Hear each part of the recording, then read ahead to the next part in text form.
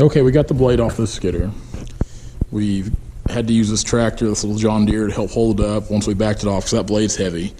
We had a heck of a time getting this off. It took about 2.5 hours of cussing, hammering, torching, grinding, cutting, cussing, cussing again, and some more cussing to get this thing off. It took a lot of profanity to get this blade off. But as you can see here, they did just a horrible cobbled up job of getting this thing put on there. So with that being said, we are going to set this blade on the ground. We're going to cut the pieces we need of it out to shorten it. Then we're going to get it back on the skidder, and hopefully everything will be like it should, and we're going to redo everything they did because that's atrocious what was on there. But yeah, that's a sharp old skidder with no blade. Check that out. We might just drag logs like that. We're not going to do that. But so you can see what we're doing here, and like I said, it was just a terrible job. We're going to redo a lot of this stuff because it was a nightmare getting it off there. It shouldn't have been that hard. We had to cut the pins, torch the pins to get them off. It was just, we've been working way too long getting this blade off. It should have been a pretty simple deal. So that's that. We're going to get the skidder backed out of here. And then after that, we're going to get to work on this blade. Stay tuned. Okay, we got the blade off, and we're getting ready to bring the tractor in here right now. We're going to set this blade up, turn it up on edge to where it's actually face down. The blade will be sitting on itself, more or less. I guess that makes sense. Just turn it up like that. So that's what we're going to do, and that's where we're going to start the process of all this. Here comes the muscle right now, so we're going to hook this up, get going on this. Here we go.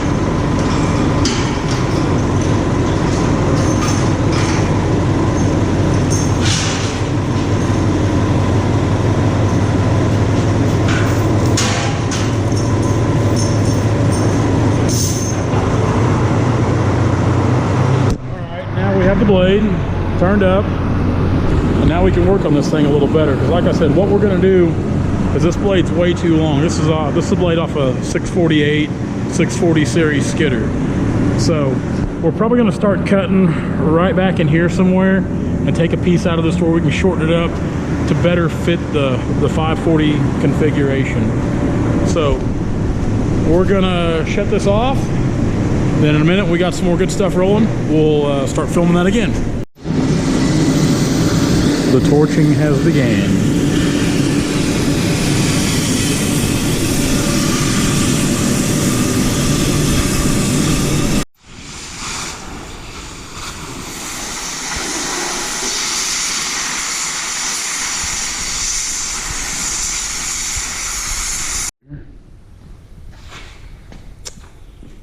One down, one to go. We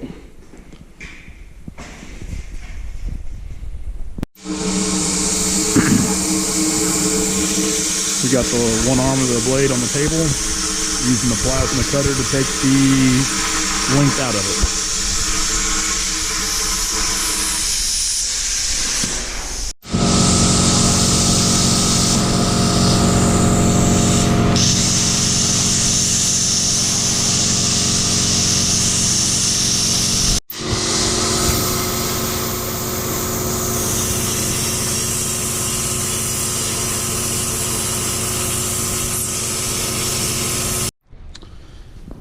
Okay, we just removed a foot off this blade arm here. That should be plenty enough to shorten it up, allow us what we're wanting to do with the blade, the length and the travel.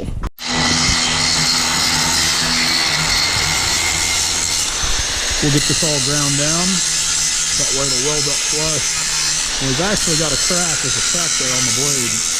We're gonna weld it back up too while we're in here. We want it all to be right when we're done.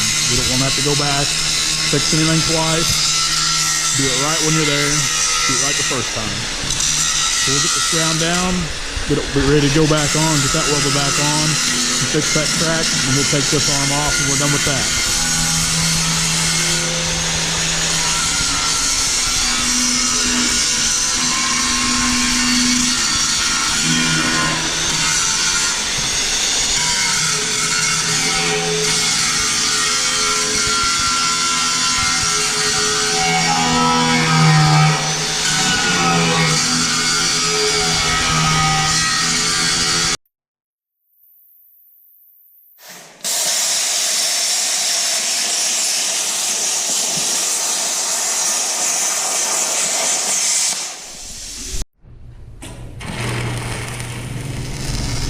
Alright, so we got the other arm up on here. You can see it's been shortened, so we're tacking it up now. We'll get it tacked up on there. Everything measured up right on the measurements. So once we get this one tacked up there, where it's going to hold in place, we'll go ahead and cut this other one off there. We'll cut the foot off the length we need. We'll start the grinding. Then we'll go ahead and put it up there and get it tacked up. Pretty simple stuff. For someone, not me, but someone. Okay, there was a crack up there on the top of the blade. Since we're here fixing the rest of it, we're going to go ahead and weld the crack up that was there. That way everything is like it should be. No problems down the line.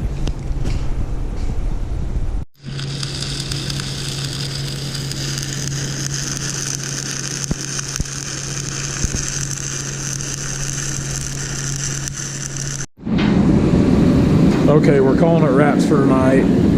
So we've got it tacked into place here. You can see we've prepared a crack up here. A crack had come across the top. Hi, cat. So tomorrow we got to weld all this up solid, get it all welded up. We got to do the bracing again, get the bracing welded up on it. We're going to go back and get rid of a bunch of this stuff, weld it up. Then we've got to cut this other one off here. Like I said, we're making these a foot shorter. That way it doesn't stick out so far in front of that little 540B skidder. And it'll actually, the way we're going to set the pivot points up here, it'll actually be able to engage below the ground level.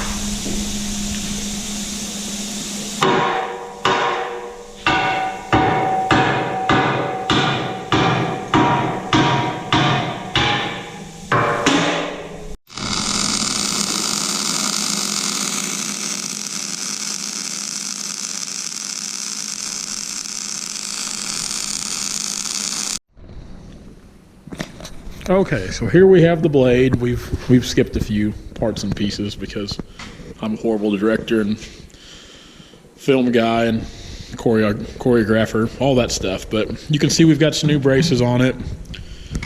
Got all this welded back on, ground down, everything's welded up. So really right now, what we're waiting to do is we're gonna get the skidder back in here, and we're gonna put this blade on the skidder on the bottom pin side. Then up here where the cylinders are supposed to go, we're gonna weld the new spot on here for the cylinder pins to attach to the blade so the blade will be functional. So you can kind of get an overview of what it looks like now. And here shortly, we're gonna bring the skidder in and we're gonna get it all mounted up.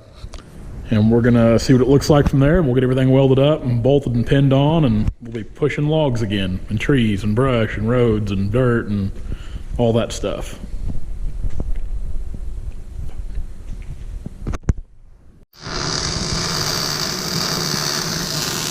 Welding away.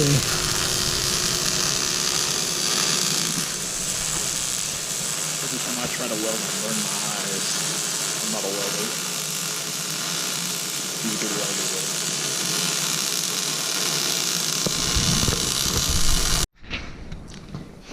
though. Well, we've got the blade pinned to the machine. We've just got to build some braces now to pin the hydraulic cylinders up so the function will work. Then we'll be ready to go out the door. The length's about right. It's about the same as a regular 540 blade. So, and we've got the width of the 640, so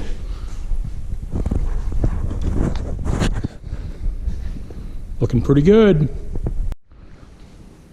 Okay, we got it all patched up and ready to go. It's welded up and braced up and pinned up and glued up and tacked up and bubble wrapped up. But we've got a log skidder that's ready to go to the woods, and we've got a blade that's a lot shorter than what we started, which is good. It's right where it needs to be with pretty much the factory 540 specs. Plus we've got the width of the 640 blade, which I like.